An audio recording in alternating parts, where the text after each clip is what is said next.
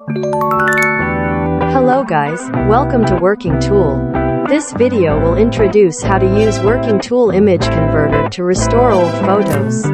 You can download our software free and view many useful tips on our website, www.workingtool.com. Let's open Image Converter. The page is very clean, right? We mentioned how to convert HEIC to JPG and how to remove watermark from photo before. Refer to our last videos for detail. This video focuses on how to repair old photos with WorkinTool Image Converter. As you can see, there are three main functions on our page. But how to operate it? Focus on the following steps. Step 1. We need to click Photo Restoration button and use Repair Old Photos function. Step 2.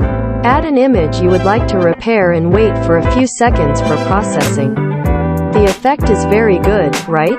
Step 3. After restored, you can check the effect with Before and After button and save it to your PC. Also, you can reselect another photo to repair. If you want to give a try to other functions on this page, please click Return button to have more fun.